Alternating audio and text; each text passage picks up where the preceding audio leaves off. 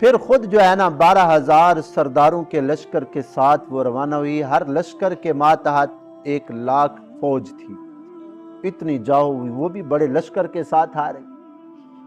اب حضرت سلیمان علیہ السلام کو اللہ نے تو سب کچھ بتا دیا، اللہ کے نبی ہیں نا، کہ میرے نبی وہ آ رہی ہے ملکہ۔ تو حضرت سلیمان علیہ السلام نے فرمایا یا ایھا الملأ ایکم یاتینی بعرشھا۔ تو حضرت سلیمان علیہ السلام نے اپنے وزیروں سے فرمایا کون ایسا آدمی ہے یاتینی بعرشھا، جو اس کا تخت لے کر آئے میرے پاس، قبل ان یاتونی مسلمین، فرما بردار ہونے سے پہلے وہ تو آ رہے ہیں نا فرما بردار ہو کر، اس کے آنے سے پہلے اس کا تخت کون لے کر آئے گا؟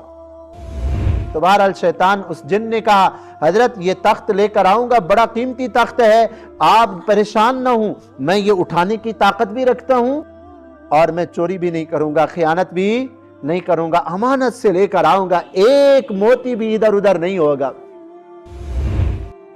فرمایا کہ بھائی اور کون ہے جو اس سے بھی زیادہ جلدی لے کر آئے؟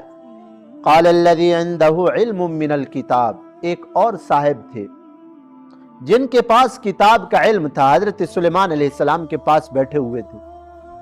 انہوں نے کہا حضرت انا آتیک بہ قبل ان یرتد الیک طرفک، میں آنکھ جھپکنے سے بھی پہلے اس کو لے کر آؤں گا، تاکہ ملکہ بلقیس کو یہ پتہ چل جائے کہ دیکھو امتی کا درجہ تھوڑا ہوتا ہے، کم ہوتا ہے، نبی کا درجہ بڑا ہوتا ہے، کہ حضرت سلیمان علیہ السلام نے اپنے ایک وزیر کے ذریعے یہ کام کرایا ہے، تو حضرت سلیمان کا کیا معجزہ ہوگا، اللہ نے کیا ان کو شان اور عظمت عطا کی ہوگی۔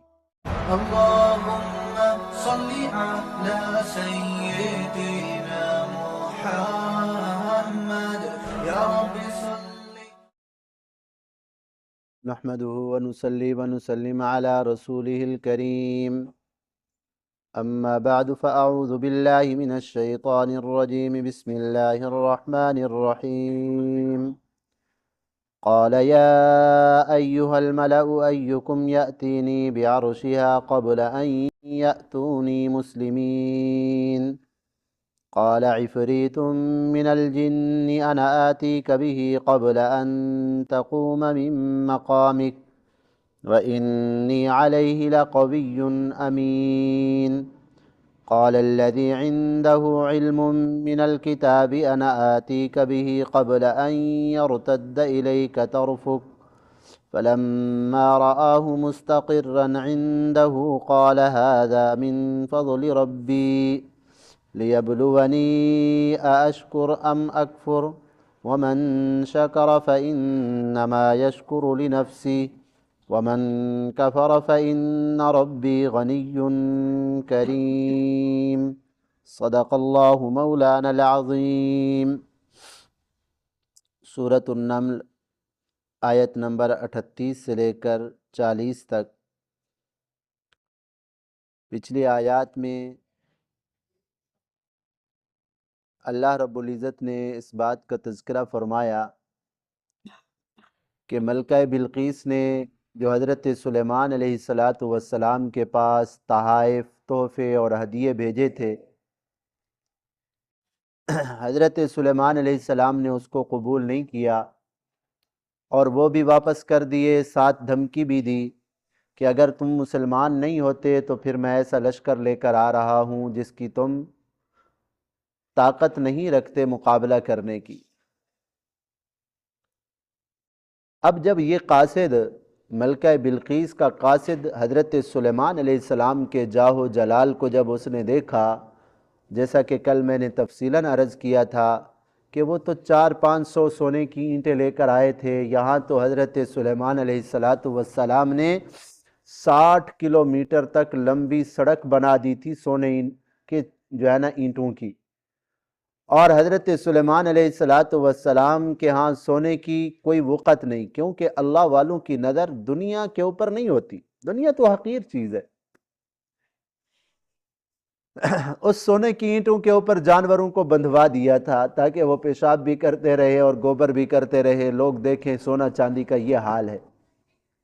وہ آدمی بڑے خوف زدہ ہو کے گئے، انہوں نے جا کے جو ہے نا حضرت سلیمان علیہ الصلاۃ والسلام کی طاقت اور قوت اور ان کو اللہ نے جو ملک عطا فرمایا تھا، سلطنت، اس کا حال جب بیان کیا ملکہ بلقیس کو تو وہ بھی خوف زدہ ہوئیں، اور اس نے فوراً تیاری کی کہ ہم حضرت سلیمان علیہ الصلاۃ والسلام کی بارگاہ میں خود جاتے ہیں اور تحقیق حال بھی کرتے ہیں، اور سلیمان علیہ الصلاۃ والسلام کی فرما برداری بھی کرتے ہیں۔ ہم مقابلہ نہیں کرتے، جنگ نہیں کرتے۔ تو اس نے جنگ کا ارادہ ملتوی کر دیا اور 7 قاصد بھی بھیجا حضرت سلیمان علیہ السلام کے پاس کہ صحیح مہربانی آپ جو ہے نا لشکر لے کر نہ آئیے، ہم خود ہی حاضر ہو رہے ہیں، ہم خود ہی فرما بردار ہو کے آ رہے ہیں آپ کی خدمت میں۔ اب اس نے تیاری کی، وہ رہتی تھی ملک یمن کے اندر۔ حضرت سلیمان علیہ السلام بیت المقدس میں تھے۔ علماء نے لکھا ہے کہ تقریباً 2 مہینے کا فاصلہ تھا اس وقت، جو ہے نا سفر، اتنا لمبا سفر ہوتا تھا۔ اب جب وہ وہاں سے روانہ ہوئی تو بعض تاریخی روایات میں ہے کہ 12,000 سردار ان کے ساتھ تھے۔ اس نے اپنے ملک کا نظام جو ہے ملکہ بلقیس نے اپنے ایک معتمد اعتماد والے وزیر کے حوالے کیا، اور اپنے تخت کو 7 کمروں کے اندر بند کر کے تالے لگا کر اور اس کی حفاظت کے لیے نگران متعین کیے، اور اپنے اس نائب سے کہا کہ خیال کرنا میرے تخت تک کوئی پہنچے نہ، کیونکہ قیمتی تھا، اس کی نظر میں بڑا تخت تھا۔ اور پھر خود جو ہے نا 12,000 سرداروں کے لشکر کے ساتھ وہ روانہ ہوئی۔ ہر لشکر کے ماتحت 1,00,000 فوج تھی، اتنی جاؤ ہوئی، وہ بھی بڑے لشکر کے ساتھ آ رہی۔ اب حضرت سلیمان علیہ السلام کو اللہ نے تو سب کچھ بتا دیا، اللہ کے نبی ہیں نا، کہ میرے نبی وہ آ رہی ہے ملکہ۔ تو حضرت سلیمان علیہ السلام نے فرمایا یا ایھا الملأ ایکم یاتینی بعرشھا۔ ملکہ بلقیس کا سب سے قیمتی سرمایہ جو تھا وہ اس کا تخت تھا۔ حضرت سلیمان علیہ السلام وہ تخت منگوانا چاہتے تھے تاکہ ہماری جو اللہ نے ہمیں قوت دی ہے، طاقت دی ہے، تاکہ اس کو اندازہ ہو سکے، اور کتنی حفاظتی انتظامات وہ کر کے آئی تھی اپنے عرش کی حفاظت، تخت کی حفاظت کے لیے۔ تو حضرت سلیمان علیہ السلام کے ساتھ جو بیٹھے ہوئے تھے نا، انسان بھی ہوتے تھے، جنات بھی ہوتے تھے، سب کچھ ہوتے۔ تو حضرت سلیمان علیہ السلام نے اپنے وزیروں سے فرمایا کون ایسا آدمی ہے یاتینی بعرشھا، جو اس کا تخت لے کر آئے میرے پاس، قبل ان یاتونی مسلمین، فرما بردار ہونے سے پہلے پہلے۔ وہ تو آ رہے ہیں نا فرما بردار ہو کر، اس کے آنے سے پہلے پہلے اس کا تخت کون لے کر آئے گا؟ تو جنات بیٹھے ہوئے تھے، بڑے بڑے سرکش جنات۔ قال عفریت من الجن، ایک سرکش جن تھا۔ حضرت سلیمان علیہ السلام کے سامنے تو وہ سرکشی نہیں کرتا، سرکشی کا معنی ہوتا ہے شریر، شرارتی قسم کا، لیکن سارے جنات حضرت سلیمان علیہ السلام کے سامنے سر جھکا کے کھڑے ہوتے تھے۔ ویسے انسانوں کے مقابلے میں تو جنات شریر ہے نا، تو وہ بڑا طاقتور تھا، اس کی جسامت اور ایسے تھی جیسے کوئی بڑا پہاڑ ہے، اتنا بڑا طاقتور جسم والا۔ اس نے کہا حضرت انا آتیک بہ قبل ان تقوم من مقامک، اس مجلس سے اٹھنے سے پہلے پہلے میں اس کا تخت لے کر آؤں گا۔ آپ بیٹھے ہیں نا اس جگہ پہ۔ حضرت سلیمان علیہ السلام روزانہ صبح سے بیٹھتے فیصلہ کرنے کے لیے دوپہر تک، یہ مجلس ہوتی تھی حضرت سلیمان علیہ السلام کی، صبح سے لے کر دوپہر تک۔ تو اس نے کہا آپ یہاں مجلس میں بیٹھے، ابھی دوپہر نہیں ہوگی، 2 مہینے کا مسلسل سفر تھا اس وقت، میں وہ تخت دوپہر سے پہلے پہلے لے آؤں گا۔ وَإِنِّي عَلَيْهِ لَقَوِيٌّ أَمِينٌ، اور میں اس کے اوپر طاقت بھی رکھتا ہوں، امانت دار بھی ہوں، میں اٹھا سکتا ہوں، بڑا طاقتور ہوں، اور دوسرا یہ امانت دار بھی ہوں، اس میں چوری شوری نہیں کروں گا، کوئی رد و بدل بھی نہیں کروں گا، آپ بے فکر ہو جائے، ہاں میں یہ سارا کام امانت داری سے کروں گا۔ قرآن کریم کے الفاظ ایک ایک لفظ سے بڑی عجیب انسان کو رہنمائیاں ملتی ہیں، کہ اس نے کہا یہ کام میرے حوالے کرو، میں اس کام کو کرنے کی طاقت بھی رکھتا ہوں اور حفاظت بھی کروں گا۔ تو قرآن کے ان آیات سے یہ سبق ملتا ہے، آپ جو کام کسی کے حوالے کرنا چاہتے ہیں نا، تو پہلی چیز یہ دیکھیں کہ اس کے اندر کرنے کی طاقت بھی ہے، صلاحیت بھی ہے یا نہیں۔ یہ کام ہم اس کے حوالے کر رہے ہیں، ہاں یہ کام کر بھی سکتا ہے نہیں کر سکتا، اس کو کرنا آتا ہے نہیں آتا یہ کام۔ دوسری بات اگر کام کرنا آتا ہے، دوسری بات یہ دیکھی جاتی ہے کہ یہ امانت دار بھی ہے یا نہیں ہے، خائن تو نہیں ہے، خیانت تو نہیں کرے گا۔ اگر کوئی مزدور ایسا مل جائے جو کیا ہو، کام کرنے کی صلاحیت بھی رکھتا ہو، امانت دار بھی ہو، آپ وہ کام اس کے حوالے کریں گے تو وہ کام اچھے طریقے انجام بھی ہوگا اور کام بھی خوبی سے ہوگا۔ لیکن اگر ایسے آدمی کے حوالے کام کر دیا جس کو پتہ ہی نہیں کہ کرنا کیسا ہے، تو وہ کام ٹھیک ہوگا؟ ضائع ہو جائے گا نا، برباد ہو جائے گا۔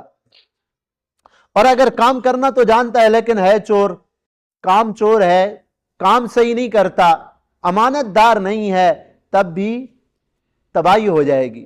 آج ہمارے ملک کے اندر جتنی بھی عہدے حوالے کیے جاتے ہیں نا، یہ سرکاری عہدے محکمے جو ہوتے ہیں، یہ بھی تو ایک کام ہوتے ہیں نا۔ ہمارے ہاں اس چیز کو نہیں دیکھا جاتا کہ بھائی جس کو ہم کوئی عہدہ حوالے کر رہے ہیں یہ کرنے کی صلاحیت بھی رکھتا ہے نہیں رکھتا۔ ایسے سکول ماسٹر بھی ہیں جن بیچاروں کو اپنا نام بھی صحیح طور پہ لکھنا نہیں آتا، اپنا نام بھی صحیح طور پہ لکھنا نہیں آتا، کام کی اہلیت ہی نہیں، صلاحیت ہی نہیں، نقلیں مار کے آگے جائیں گے تو کیا اہلیت ہوگی ان کے اندر، صلاحیت کیا ہوگی، جانتے ہی نہیں۔ اور اگر جانتے ہیں تو امانت دار نہیں ہے۔ آپ کسی محکمے کے اندر چلے جائیں، کسی سرکاری دفتر میں چلے جائیں، بغیر رشوت کے کام ہوتا ہے؟ تو یہ جو تنخواہ لیتے ہیں کس چیز کی لیتے ہیں؟ یہ لاکھوں روپیہ جو تنخواہ حکومت دیتی ہے، ہمارے خون پسینے کی کمائی ٹیکس لگا کے حکومت ہم سے لیتی ہے، یہ ان کو وظائف اور تنخواہیں کیوں دی جاتی ہیں؟ تاکہ عوام کا کام مفت کے اندر ہو، ان کو کوئی تکلیف نہ ہو۔ لیکن سارے چور بیٹھے ہیں، الا ماشاء اللہ، ساروں کو تو میں نہیں کہہ رہا، اکثریت ایسی ہے، بغیر رشوت کے کام ہی نہیں ہوتا، ان کو احساس ہی نہیں ہوتا کہ بھائی یہ ہماری ذمہ داری ہے، یہ ہماری ذمہ داری ہے۔ نہ وقت کی پابندی، نہ کام جو ہے نا اس کے کرنا، بار بار جب تک 10 چکر نہیں دلوائیں گے کام نہیں ہوگا۔ تو قرآن کریم کے ان الفاظ میں آپ کسی مزدور کو رکھیں، وہ مزدور کام کرنا بھی جانتا ہو، امانت دار بھی ہو، تو آپ کو دلی سکون ملے گا۔ بھائی آدمی مزدور کیوں رکھتا ہے؟ تاکہ مجھے سہولت ہو نا۔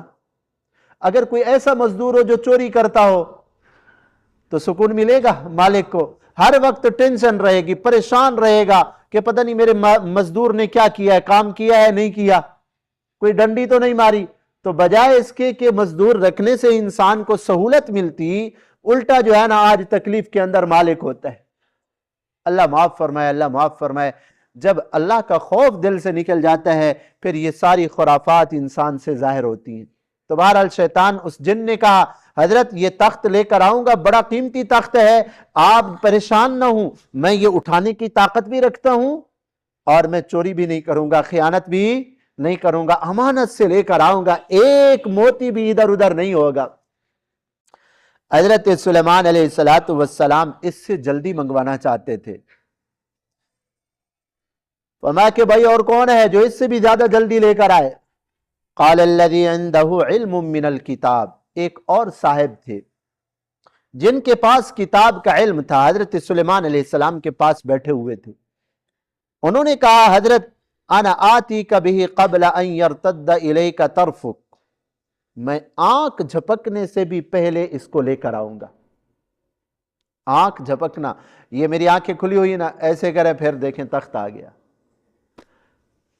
اس سے بھی اللہ تعالیٰ نے اس کو کتاب کا علم دیا تھا، اس نے کہا کہ میں یہ تخت آنکھ جھپکنے سے بھی پہلے لاؤں گا۔ یہ کون آدمی تھا؟ ایک قول تو یہ ہے کہ یہ خود حضرت سلیمان علیہ السلام تھے۔ حضرت سلیمان علیہ السلام سے جن نے کیا کہا تھا؟ آپ جس جگہ پہ بیٹھے ہوئے ہیں نا، دوپہر سے پہلے لاؤں گا۔ حضرت سلیمان علیہ السلام نے فرمایا نہیں، یہ دیر ہے۔ خود حضرت سلیمان علیہ السلام نے فرمایا، ان کے پاس نبی تھے نا، نبی کے پاس تو کتاب کا علم ہوتا ہے نا، اللہ کی طرف سے تو علم دیا جاتا ہے نا۔ انہوں نے حضرت سلیمان علیہ السلام نے اپنے دربار والوں سب سے کہا میں تو ایک آنکھ جھپکنے سے پہلے جو ہے نا لے آؤں گا اس کو۔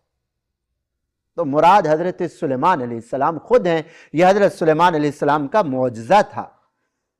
ہاں، جیسے ہمارے پیغمبر امام الانبیاء صلی اللہ علیہ وسلم کا معجزہ ہے کہ ایک ہی رات کے تھوڑے سے حصے کے اندر 7 آسمانوں سے اوپر گئے، عرش معلیٰ پہ اللہ کے ساتھ جا کے ملاقات کی رات کے تھوڑے سے حصے میں۔ علماء نے یہاں تک بھی لکھا ہے کہ آپ صلی اللہ علیہ وسلم جب ہم کنڈی کھولتے ہیں نا، کنڈی وہ لٹکنے والے کنڈیاں ہوتی تھیں دروازوں میں پرانے دور میں نا، وہ کنڈی تھوڑی اس کو کھول کے چھوڑ دینا تو وہ تھوڑی دیر لٹکتی رہتی ہے نا، ایسے حرکت کرتی رہتی ہے۔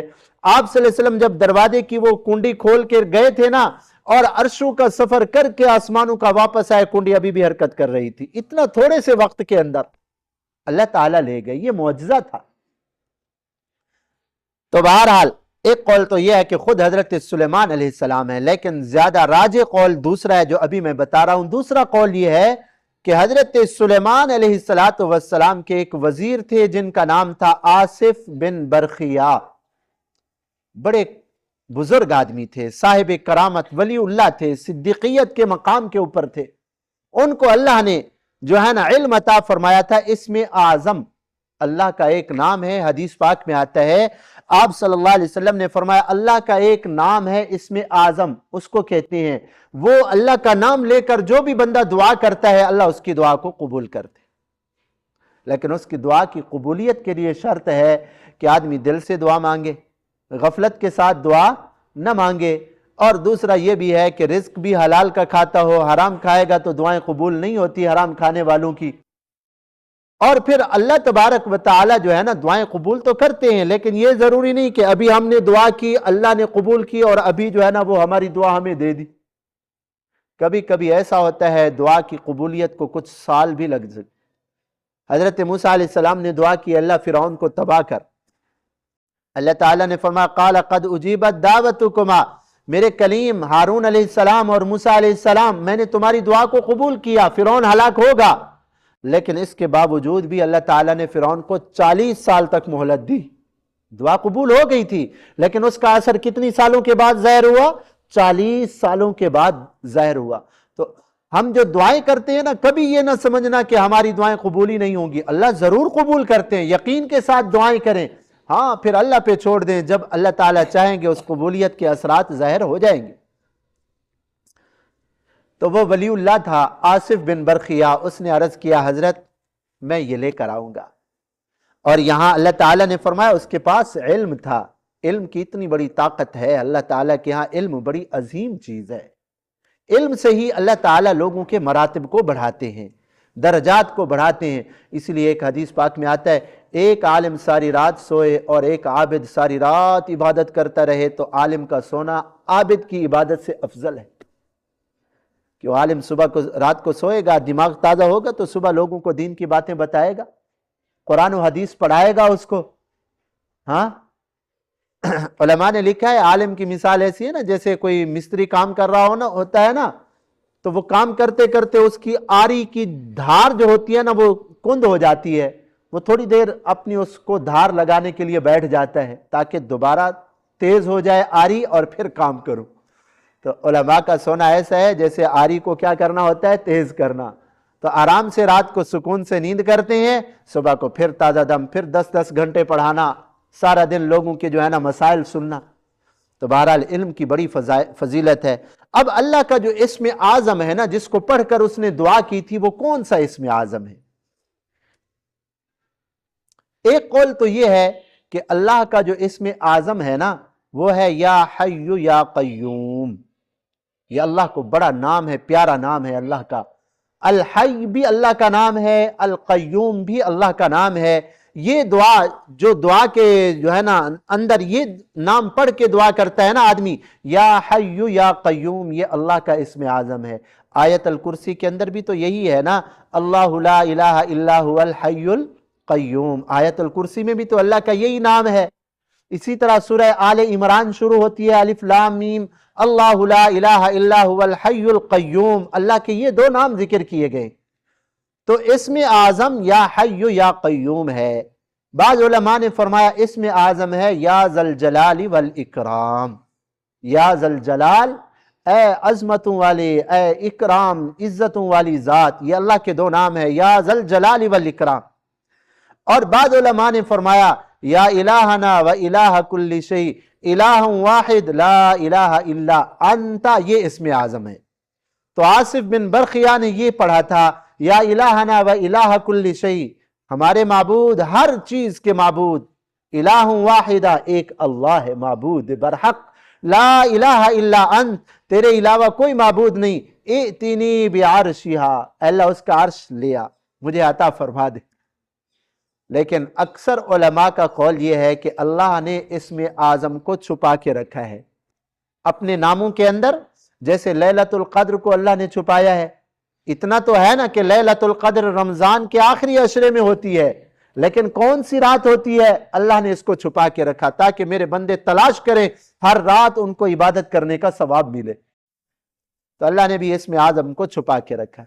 बहरहाल अल्लाह के नामों से दुआ की थी उसने, वो तख्त जमीन के अंदर से चीरता हुआ, हजरत सुलेमान अलैहिस्सलाम ने ऐसे बात की ना, तो आंख जो ऐसे झपकी, देखा वो उसका तख्त सामने ऐसे जाहिर हो गया। हजरत सुलेमान अलैहिस्सलाम के सामने वो तख्त के ऊपर बैठे हुए थे, एक आंख झपकने के बराबर।